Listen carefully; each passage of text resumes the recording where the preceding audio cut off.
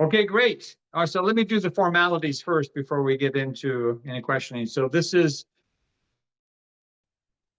International Writers Inspiring Change, which is the platform. And underneath that, we have, as part of that platform, we have what's called the Author Shout Out podcast. And this is something new we started a few months ago. And it's just picked up fantastic momentum and lots of authors coming on board. And now tonight we're talking to Neal Solomon from Canada, right? Yep, I'm in Southern Ontario, You're in Southern Ontario. We're in Southern Ontario. nearby Niagara Falls. So right Okay. kind of the bottom tip of Canada, as south as it gets. Yeah, I'm familiar with it. I grew up in Canada. I grew up near Toronto. Okay. Yeah, and Welland specifically, but I mean, no one's heard of Welland. So I usually say Niagara Falls because it's the closest city that people might be familiar with. That's fine. I have friends that live in Welland too. So there you go. Oh, so you know it. There you go. I know the area. Yeah. All right. So we're really happy to have you on the podcast tonight. Oh, it's fun Thank that you guys invited me here. So yeah, let's go. I don't really know what to expect actually. I'm not used to doing podcasts. So Yeah. you ask some Well, questions and I'll ramble my way through it. okay. Is this your first podcast? Um, in this format. So I have been on one other podcast not related to writing. Well, it was a music related podcast for a friend of mine that it's called Your Favorite Artist, and so we were just talking about music together. So I've done that Okay. before. So Okay. only Great. one other time though. Oh, all right. No problem. Well, okay. Let me start off by asking you the question that we always ask at the beginning of the podcast. Who is Neal Solomon? Tell us about that guy. Well, that can take up the whole podcast, but I'll try and be succinct and stop me if I'm rambling too much. There's no Um, problem. so um, I'm Neil. I'm only fairly recently got into writing. My career has been in social work. I worked in child protection for the majority of that for about 8 years as a child protection worker. I've been an addictions counselor. I've worked with adults with who are on the autism spectrum. So that's where the most of my past 10 to 12 years of working has been. And just recently, What? I came from the Canadian Armed Forces, which is a big shift from social work. I get that. So I wasn't there for very long. It was hard on my family. I was a naval warfare officer or was going to be. I never finished the training. But I found being away from my family, I've got some young kids at home, and that put me up to earlier this year. So career-wise, that's kind of what I've been doing. Um, so there's more I could say, but I don't know if you want to, how much you want to get me into all that sort of. That's Whatever you want to tell us about. But let me just backtrack on like when you say you're in protection as a social worker, what does that mean? I mean, is this children who are abused or yeah, families that are that broken up? Or... it does involve that, although that's a minority. I mean, whenever people hear child protection, they automatically think like child abuse, which does happen. But it's also grateful to say, at least in the area I'm from, not the majority of cases we work with are directly about child abuse. There's a lot Okay. of that is, of course, in there, but it's any sort of threat, threatening situation to children. So it could be maybe the parents fight a lot. That's pretty common. Maybe there's drug abuse by the parents. Also, those are probably the two most common things I faced in child protection was kids being exposed to adult conflict or adult drug abuse. Mm, Sometimes there's neglect is also common, but actual like that stereotypical parents beating children is not very common. It does okay. happen, but certainly a big minority of cases I was involved in dealt with that. Oh, that's Always good. horrible when that does happen, but I think it's just good to know that there's not a ton of that happening out there. Mm. Is it tough A lot work of to be adults in? fighting with each other, though. A lot of Yeah, just that couples domestic. breaking up real nasty and kids get in the middle of it. A lot of that going on, though, and that is frustrating to deal with. Yeah, that must be, and it's really tough on the kids too. Absolutely, and you can see it, and that's the hardest thing because that's hard to solve that. It must be tough to work in that sector. You must have some strong backbone. Um, in some ways, I ended up leaving largely because the agency I worked for I felt was going too intrusive into people's lives. Okay. We were getting involved with people I didn't think child protection services needed to be there. a lot more often than what I thought. And that was honestly the hardest part of talking to families about why you're trying to intrude in their life when you don't believe you should be, but it's your job to do that. That was the hardest part for me. That's a tough sell. Yeah. Yeah. So like families where you're like, these children are legitimately in danger, that's a lot easier to step into, even though the situation might be really hostile. You Mm. don't feel bad about doing that. You feel bad about No, bothering the families when you're just like, you know what, you're not that bad, but I got to bug you anyway. I understand. So And so that then was you that were, was that was ultimately, it's more complicated than that, but that was sort of a summary about why I did choose to leave that job and move on. I did addictions counseling after that. Um, the jobs I mentioned. which one was It the was that most was actually difficult? when I left child protection was when I started writing. Actually, I found that um, when didn't have all this sort of baggage on my mind from that job, I felt creative again. I was creative when Mm. I was younger, and then kind of life comes on, and those sort of creative outlets, I didn't have the time or space for it. Cognitively, I didn't have, and as soon as I was out of that job, out of that stress, I just there's a lot more going on in my head, and that was kind of fun to experience. Yeah, it just kind of freed up some attention Yeah, or and some I ran with that. So creative juices. I ended up jotting down quite a few ideas for novels that I still haven't got to because it takes a long time to write and life is still busy because I don't do this full time. But I still have a list of various stories that I want to get to that I want to eventually write. They are all Oh. generated during that, like shortly after I left that job. Like most authors we talk to, they have notes all over the place and Yeah. Yeah, so ideas written down. I've started a bunch of stories, at least the first couple chapters, just to like be like, I've got it right now. I'm gonna write it Uh, down. I'll get back to it someday. that's So I've got cool. quite a few. I got a lot of that. Even board games, like the first the book that we'll be talking more about today. I've created a board game based on the book also that's available, and that was really frustrating to make because I had the ideas for the mechanics of the game, but then how do I get my idea into an actual playable board game that's out in the world, and that in just doing it all on my own, it was a struggle and it was exhausting and kind of frustrating. I did it, but I don't want to do it again. Actually, it wasn't very fun for me to do that.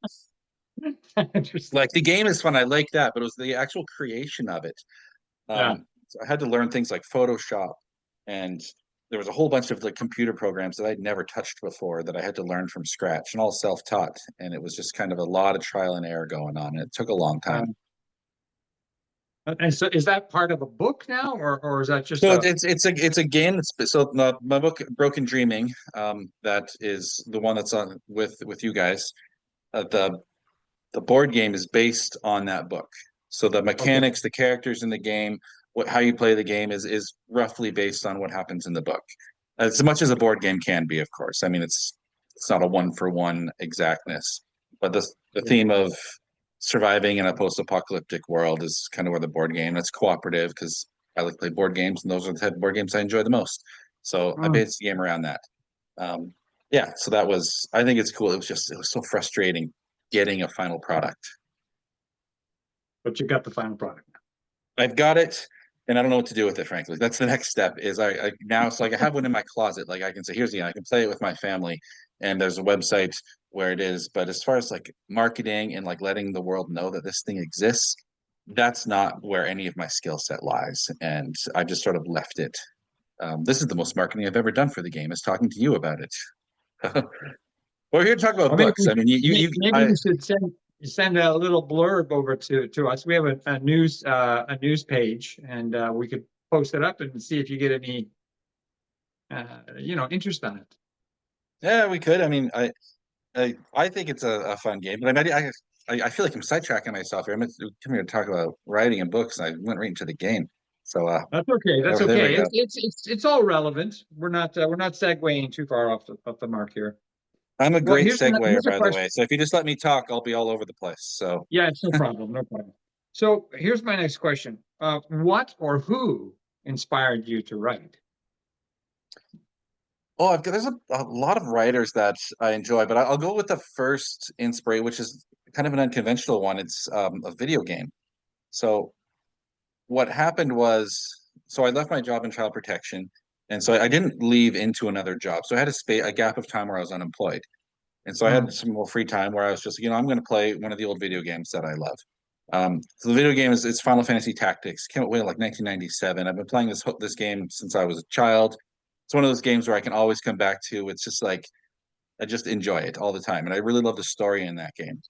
And so that a lot of my characters in my book are actually sometimes directly named after characters from that game or kind of twisted. So the main character of my book is Ramsey. The main character of Final Fantasy Tactics is Ramza. I just tweaked it a little bit. It was meant to be a You tweaked it a placeholder bit, name. yeah. It was meant to be a placeholder name where I was just like, one day I'm gonna just like make a proper name. And then as I was going through it, the name stuck. And there's a lot of sort of Easter eggs from that game in my writing because I like putting Easter eggs and things where various pop culture references, if you know it, you'll see it and be like, oh, I think that's some little, nugget of a reference there. And if you don't know it, you'll go right on past it. Song lyrics is another thing I like to do. I hide song lyrics in the dialogue or narration in my Yeah. books. And it's like one of those things, if you know the song lyrics, it'll stand out in your mind. If you don't, then you just go right over it. I just think it's kind of fun where people might be like, oh, I think that's from a song I know. So I hide things like that in my writing just because it amuses me. But yeah, So the game itself was the inspiration for the writing. so there's two characters in the game that start off as best friends, and then life sort of their circumstances pull them apart, and they kind of become enemies. And so I liked that sort of there's this attempt to always repair the friendship, but they've drifted apart. And so that Mm. concept I thought of, um, I liked that story idea and like what can you do for this friendship and where's it going to go? And then combined with I had another thought, just mixing in with that one was what would it be like if I met an alternate version of myself? And I was just sitting there one day, I was just thinking about this. What would I be like if I lived in a different world with different experiences? What would I be like? What would my environment have shaped me differently? And then that became the main premise of the book, kind of combined with this initial inspiration from the video game of so in the book, you have a main character that through his dreams, he's living a different life. And Right. he grew up in a post-apocalyptic world, but he dreams about living in the real world and every night it's the same thing. So it's like he's living two lives. And that came from this idea of being like, what would I be like if I was raised in a post-apocalyptic world, like a world where I grew up on a little farm and there was hardly anyone around anymore versus today. And so that idea I took, and just before I say the main character is based on me, only like I took that initial starting point because I've talked with my family about this. So like, we think the main character is based on you. Um, there's only a starting point. I didn't want to make it autobiographical. That wasn't my plan. Mm. Sure, Mm. Yeah. I gave him blonde hair like I have and stuff like that. But I didn't mean it for it to be autobiographical. So I don't want people reading into that. But it was coming from the starting point, like I said, of what would it be like if I were just lived in a completely different environment? How would that change me? And so I wanted to Oh, have that dichotomy with this character of living these two different lives. So that's where that right. idea came from. Yeah. I mean, I think that on that point of like not uh, building yourself into the character, just a note, almost every author we talk to admits that there's a little bit of them in every one of their characters, their main characters. It's kind of a natural Yeah. thing that you want to sort of you are expressing yourself through the Yeah. character. Yeah. And I guess I'd be lying if there wasn't certainly, I mean, it's my thoughts. I wrote it. So it's going to seep in there and it's the main character. But I was cautious at times to be like, I really don't want like this to be me, even though it kind of was. And there are other characters that are based on, like there's another character that starting point I used my wife for, which is of course, one of the love interests for the character.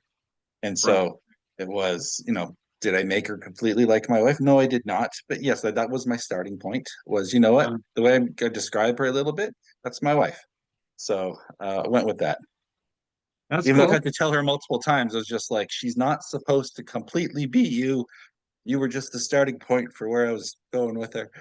Um, so yeah, there's that. But yeah, like you said, a lot of authors probably do that. But I don't want like I want to keep writing other stories and everything, and I don't want a main character always be me. That No, I would get old. understand. But I think we all build our wives or our love, somebody we love into the characters. And it sort of comes from that quote. It's a paraphrase. I just read this quote the other day where it said, if you if you fall in love with an artist, you will live forever. Hmm. Who In said that? other I've never words, heard that one before. yeah, it's a great quote. I don't even remember where it came from, but if you fall in love with an artist, you will live forever. You know, because they build you into something that's going to last forever. You know, painting Yeah, or a story. It's a great quote. But man, I think we're all yeah, guilty of that. yeah, yeah. And I guess there's some way to not fully be able to avoid that, but yeah. So there, that's I understand. I that. understand about. Yeah, I think we all do that a bit. Uh, I'm curious. Just going back on your work in the social services sector, has this influenced uh, well the series you Yeah, developed with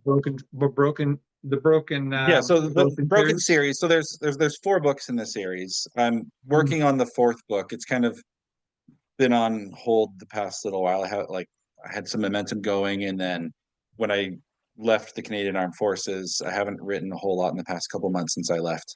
But I'm working on the fourth. The first three books are available online and everything like that. But yeah, your question is, does it influence it?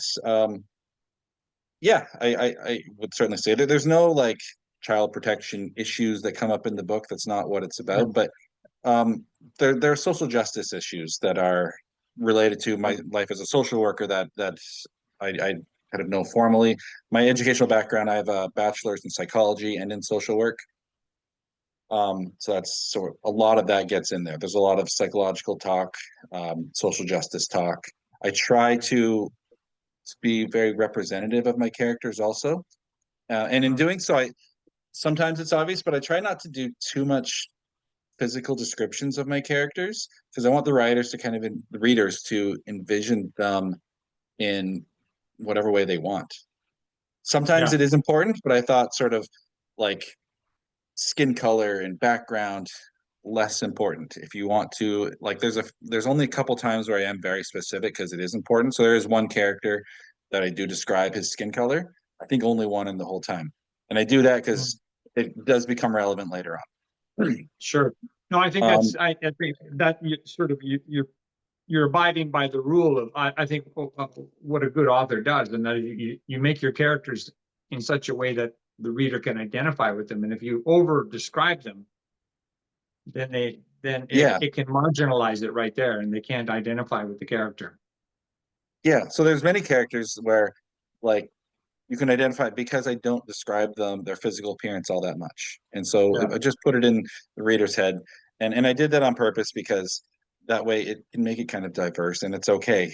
If you want to Um, interpret whatever skin color, ethnic background you want to these characters, go right ahead. yeah, exactly. Good. And there's and again as a social worker, there's a lot of different social issues that I often bring up directly, especially when because there are two worlds. There's our current world, which everyone understands how it works, and then there's this post-apocalyptic world.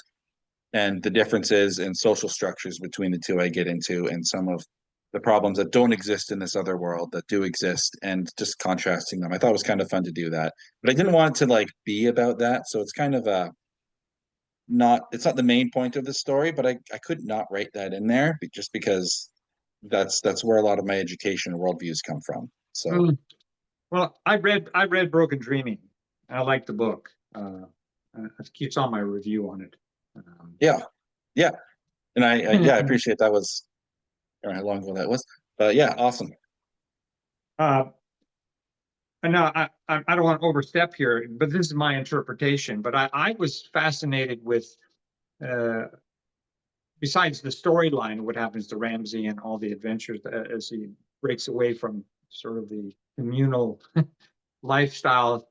But the comparison, how you present this sort of from the sociological perspective of what it's like to live in these isolated communities and how it develops inadvertently, almost a bit of a cultish Yeah, mentality, like, and it's in it, and that isolationism is in itself a tool to keep people sort of glued into these little settlements and not looking outward. And I thought that part of it was almost creepier to me than yeah, I'm glad you picked up on that because that's not something a lot of people I talk to pick up on, but that is exactly what that was my intent. So glad you picked up on that.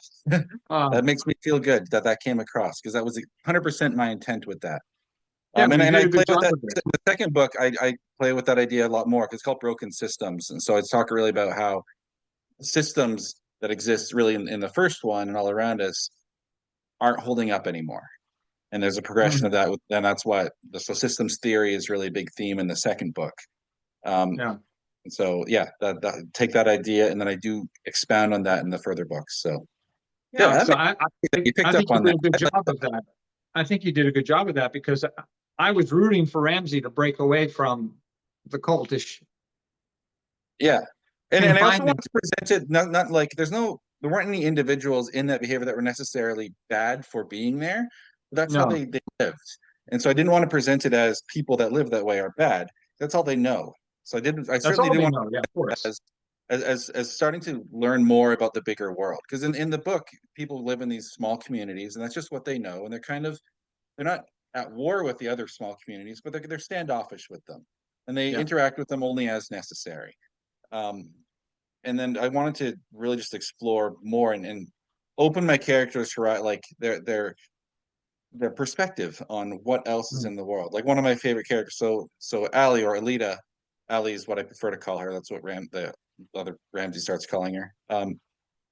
She was one of my favorite characters to write because she discovers things, discovering music, discovering Yeah. like, it seems so obvious, but like if you grew up in a small community, I figured maybe there's just no musicians there. No one knows how to play any instruments. When a small community like that, so you grow up not knowing what music is. And so it's just like, what would it be like to just suddenly be exposed to music for the first time? Like Yeah. what I would remember happen with that. that? And like what sort of, especially if you just love music, because like I love music, and so I wanted to put that in there. Music is a huge part of my life. And I was like, what would it be like to just as like an adult hear music Mm. for the first time? Like how amazing would that be? And so there's that. Like what if you're a musician at heart and you just never had a way to get it out? So Mm. ideas like that. Um, I just thought it was kind of fun to play with in this post-apocalyptic world because in post-apocalypse stories you lose so much of what normal culture is. It's gone. And if you're born into That's right. that, you just don't know about it. That's right. It's kind of, I'm not comparing the book to the Hunger Games, but it's a similar concept where you have these isolated areas that don't interact and they have their own sort of culture and Yeah. everybody's sort of in Yeah, I do that. think it's a similar idea. I wasn't thinking that. Like, I've read the Hunger Games, I enjoyed them, but I wasn't actually that wasn't an inspiration. But absolutely, there's a similarity there for sure. Just parallelisms. Yeah, Um, and I think I, in I, that I genre noticed, of, go ahead. huh? Go ahead. No, my thought's gone. You go ahead. It's okay. If I cut you off, you can jump right back in. Yeah, Um, just again, just digging into the Broken series because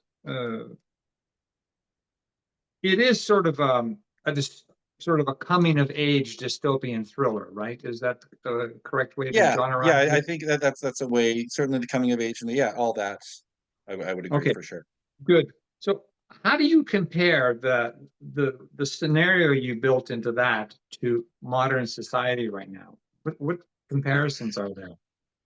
Um, there are yeah, there are some. Let me get my Major thoughts on that. That's a good comparisons, of question. course. Well, I certainly hope our society doesn't end up that way. Right. Um, so I'm trying to answer without being too spoilery about where the plot goes and everything, because it's a 4 book series that continues to expand. Like I initially, when I was writing the first book, I was like, I can't put all of my ideas into this one book. It's not going to work. I initially wanted to make it 3 books, and then when I was getting the third book, I was like, I can't wrap it all up in this book. So I ended up doing a fourth, and that's what I'm working on right now. But it is all one story, of course, and each one sort of builds off the last. And so that's why when I'm thinking to answer this question, I don't want to like ruin any major things because like you've read the book, there's a twist at the end that becomes the status quo for the rest of the book, so it becomes hard for me to talk about the rest of the series without spoiling the twist I put at the end of the first book. Well, um okay. Let me throw another question at you and see if you can. This one okay. works. Uh, is is your intent to provide through the book, through the series, a message of hope, or is it more about a message of inevitability? Ooh, also a good question. I would like to have a message of hope, just Okay. because I I'd like to be optimistic about things. So the first bit of optimism I want to say that goes in there as a message of hope is most of the genre that deals with post-apocalypse stories is kind of like really gloomy and dark and has a negative Mm, view on humanity. And I didn't want that, which is why I wanted to like it wasn't a utopia, of course, but I wanted it to be a peaceful post-apocalyptics in general. There are things, of course, that come out that aren't necessarily peaceful. In general, it's a peaceful world that people live in. Because my mm, thinking was if this were to happen and most humans die off, there's a war and few survivors at the end. A lot of stories say, well, then those survivors are just going to fight each other for the little resources that are there. And I wanted to be right. like, well, I think what people might actually do is suddenly work together and they'll find a way. They'll just create a new way of living that Mm, benefits. Like I don't have this really pessimistic view of humanities that we're going to fight tooth and nail among the last survivors for the last scraps of food. So I that's wanted it good. to really say that if this were to happen, then people are going to find a way to work together. And in this case, it is they become a bit more isolated from each other because they're kind of concerned. They're not sure what to make of other groups of people, but they don't fight them. They don't rob from them. They don't steal from them. And Right. any individual that behaves that way, like there's a kind of system in this store where people live where if you have those antisocial behaviors, you're exiled from the group, which is basically a death sentence because you can't so much live on your own. And that's how they Right. treat these this sort of antisocial behavior. Rather than there's no jails, there's no police. It's just the community gets together and be like, you know what, you're making it hard for us. You can't live with us anymore. Take you out into the wilderness, drop you off.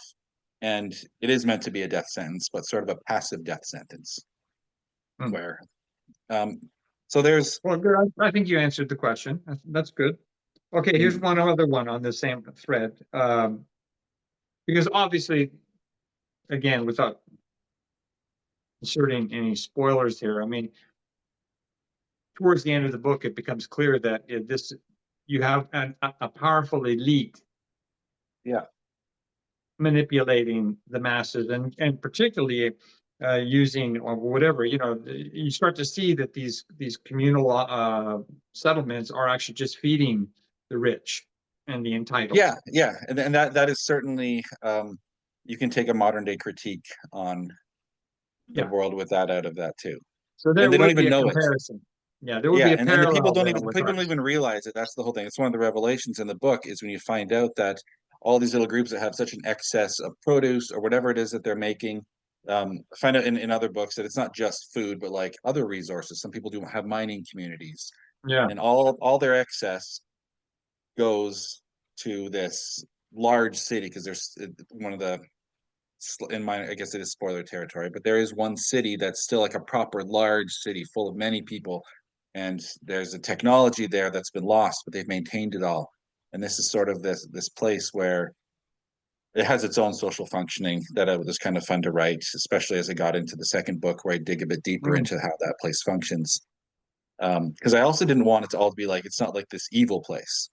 The No. rulers No. of it aren't particularly nice, but it's just ordinary people living there, and that's their life. That's what they know. And so I get, and I even more into the third book into there. I really play on the fact that they start to mix their worlds now. That people who live on the outside had no idea about the city didn't know about the people on the outside, and by the third book they're intermixing. And I do have some critiques on like migration policies there. It's you can absolutely see parallels how people from the outside coming into the city are treated as like lower than everyone else. They're not respected, and they have their own little parts of the city where they're pushed off to that are obviously sort of like slummy places. These are parallels which we can sort of interpret into the modern day world, obviously, what we have 100%. today. Yeah. Back to your other question of sort of kind of real world stuff. Absolutely. As the story goes on, I use that Mm. because I don't want to make it too political and everything, but some of it gets pretty. But when we talk about migration, you're getting political stuff, and my own personal attitudes absolutely get in there. And I, I, I don't write it as favorable how they treat these people as lesser. I make it pretty Right. clear that it's not the attitude to have to treat these immigrants as lesser people, and that's not okay. Yeah. Oh, that came out even at the end, near the end of the story on Broken Dreaming. I started Yeah, to see that thread there. Um, I noticed you wrote a book called The Magic Train. Was it sort of an Oh, offshoot, just an idea for a so children's book? that was a story, bedtime story I tell my kids. And Hmm. I made that book really so they could have a copy of it because um, the idea behind that book is just sort of a bedtime story template. They go to put my kids to bed every night and they want a story. And sometimes I read books to them, of course, but sometimes they're just like, hey, make up some silly stories for us, Dad. And so the whole idea of a magic train is a template for bedtime stories, where if you're tired yourself, you don't have a lot of imagination, the idea is the the plot really doesn't matter. It's kind of a nonsense book where you have a cat because kids like cats, trains, kids like trains, and the train comes to your bedroom at night, picks you up, and can take you wherever you want. So you tell the story of maybe the train is going into outer space to visit other planets, or maybe it's going to different parts of the world, or maybe you're exploring on this infinitely long magic train where you can, eat ice cream forever, or eat pizza, or ride on dinosaurs. So the whole idea That's behind it great. is whatever silly thing comes into your imagination, you can find that on this train. Wherever you That's want great. to imagine going, the train can take you there. And so when you're And telling a bedtime your story kids, to a kid, you're just like, you're on the train and you want to go hang out with a bunch of talking monkeys who throw um, pudding at each other. Like fill in whatever nonsense blank you want, and that's the magic anything train. goes. Anything goes. Anything goes. And so there's that idea. But then I also thought I'd write a paragraph at the bottom of each page that's not meant to be read to your kids. It's meant to be read in your head as the parent. And so it's a bit more like More like a not coaching tip. well, no, it's just not child appropriate stuff. Like sometimes Aha. there's Okay. some like sexual innuendos in there where I'm just like, this part is meant to keep the adult in a kid's book because I read all these kids books and some kids books are good, some kids books are really boring. You read them to your kids anyway. So I thought, what if there's just a little paragraph to keep the adult, make the adult laugh to themselves a little bit. So it keeps the adult engaged. Yeah, and so you don't read it out loud because some of it, No. there's like I said, some jokes are kind of sexual innuendo-y that are not appropriate for little children. But as an adult, you'd be like, did I just read that? Is that in this kid's book for real? Yeah, That's a great idea. I love that idea. Your kids must love it then, man. yeah. I mean, I've told so many Magic Train stories. If I ever wanted to make more books, it's so easy because you just whatever silly thing engaged your kids, you fit that in, and that's the next page. Yeah. So that I the struggle I had with doing that was doing the art because I when I was younger I did a lot of art, but I've been off, and so I could never get the art up to my standard that I wanted it. So when I Oh, first it's been published twice. So the first time I published it was 100% me doing the art. It's my sketches and trying to figure out putting it together. And it was there, but I was never really happy with it just because it didn't look the way I wanted it to look. I didn't have the skill. And the one that is available now, there was an artist that put it together, and it is a bit more. Again, I'm not 100% happy with it. It looks a bit more sort of acceptable as a kid's book. It looks like any kid's book you'd find out there, but yeah. it kind of lost the initial charm, I think, that from my sketches. And there's one page in particular that I missed that I okayed from the artist. So there's a picture of a gibbon, and they drew a monkey. And for most people, they might be like, well, what's the difference between a gibbon and a monkey? A gibbon is an ape, and a monkey's not an ape. Gibbons don't have tails, and they drew a big old tail on this gibbon. And I approved it when I wasn't paying enough attention to from the artist. And now I look at it, and every time I look at that, I'm like, anyone who knows the anatomy of a gibbon is going to see that picture and be like, gibbons don't have tails. It kind of So bugs me. your sketches will probably have this authenticity that you feel. Yeah, and it lost that. And Yeah. so it's one of those things where it wasn't satisfied either way. And I haven't done a lot of pushing or promoting at all for that book. It's out there, like it's available on Amazon. Um, I just and I like it. I just the art was something never really reflected my my vision of it. I understand. Yeah. And Totally. so that's why I ordered a copy for my own kids. They have it on the shelf. They have both versions actually. I have both Oh, versions that they can look at. The second version I added a couple extra pages just because I was just like, there's a few extra. Why not? It's could write another book like that in 10 minutes. It's the easiest thing to do. it's easy. Yeah. Okay. Yeah. Well, And so it's go we're ahead. probably coming close to your 45-minute mark here, aren't we? Yeah, I've got to leave in Uh, about 5 minutes, so we can okay, start so wrapping it I'm up. going to ask you two more questions. Okay. Uh, the creature, I got to go back to the Broken series because Yeah, there's that's another what I want to fascinating. talk about more anyway. Yeah, I don't want to. I don't want to spoil it, but this creature I thought was kind of fascinating. Uh, what do you want to say about that one? Because So that was sort of like, I assume you're referring to the dire wolves. yeah, Yeah. So those I going over the entirety of the story, not just Broken Dreaming. So Broken Dreaming, they are just these genetically modified wolves that are much larger, much more powerful, and meant to be sort of be just very dangerous and frightening creatures. The idea had that started off of twisting a bit of the stereotype of like if there was nuclear war and all this radiation, what if animals got big and scary looking? And so I kind of in the beginning was thinking maybe I'm just going to hint that maybe that's why there's these giant wolves because of nuclear war had happened and they're been irradiated and grow. And then I do have one character comment that that isn't what would happen. They would die of a radiation poisoning if that were really the case, which is really the case. You wouldn't get giant wolves out of nuclear right. fallout. But that's sort of where that idea came from, is just playing with that old stereotype of that what might happen. But it's something very different. They are man-made, they're created, and they actually have their own story arc across the books that I really liked what I did there. And again, not to be too spoilery, but they're animals and they're victims too.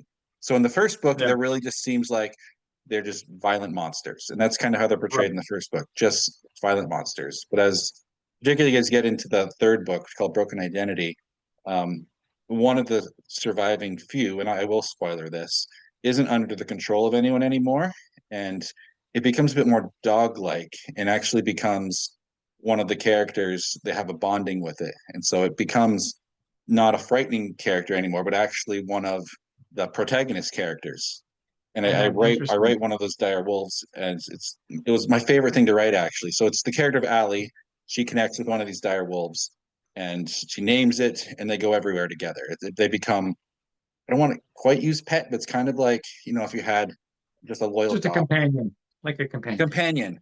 And that is 100% my favorite part of the third book that I wrote, going into the fourth book because it maintains that, and just how so the dire wolves are also misunderstood. They're not just they're monsters because of who did that to them. But Yeah. when Well, that I part is figured taken away, yeah, yeah, I they figured become when I read Broken Dreaming that when you introduce these dire wolves and I thought, okay, this is going to go somewhere because this is a window to another part of the series yes. because but that's what it does. It kind of like it just taunts you into another. Oh, what's this all about? You know?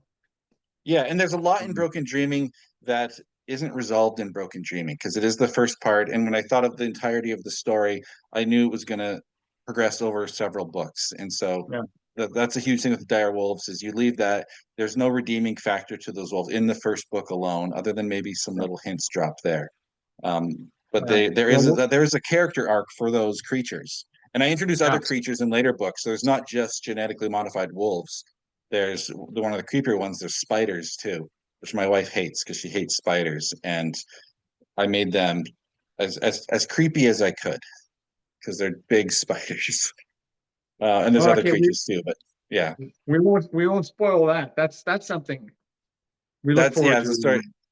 Yeah, and so, but another thing that I really enjoyed writing actually was just those. Yeah, and they're also you can get some sympathy for them because they're also just creatures that are being used by Right. someone who has less than altruistic intent. All right. Well, here's my last question for you. Okay. Uh, you published. You're a writer. If you were going to give advice to somebody who was coming into this arena for the first time as a new writer, what would you say? What advice Oh, would you so give them? much, so much, and I'll try to sum it up. So I've found one of the most frustrating things is there's been so many, I'll say, just liars and thieves and con artists out there Mm, that just have jumped out from places I didn't even realize could jump out of. and have tried to take advantage. So just long story short, when I first published the book, it wasn't an ebook at first. I found a website that was like, we're going to send out your book to 20 people and they're going to do 20 reviews for you for free. And I thought, oh, that's cool. And so I sent out all these e-copies. And I met one person through that did put up a review. They're very nice. I've sent them the other books every time I come out with a book. And so she's actually really cool about it. Didn't hear back from anyone else. But then when I did go try to put up the first ebook online, over on Amazon, they told me I was plagiarizing. And I was like, what are you talking about plagiarizing? Like, I wrote this. What am I plagiarizing? So open a new file. I tried for months trying to get an ebook online, and they kept telling me I was plagiarizing something. So I thought, well, I'm never going to get an ebook online.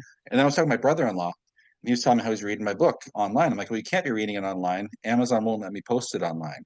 And he flips up Kindle, and there it is. I'm like, what's going on here? So it turns out that one of those free copies that I sent to people, they realized I hadn't posted it online. So they posted it on Kindle, claimed authorship of it, which is why Amazon thought I was the plagiarizer. And so it took me 6 months to figure this out. And I don't know how many sales or revenue in that time I lost because someone else, eventually I convinced Amazon, like, listen, I am the writer of this. And they eventually believed me, and it's all worked out now.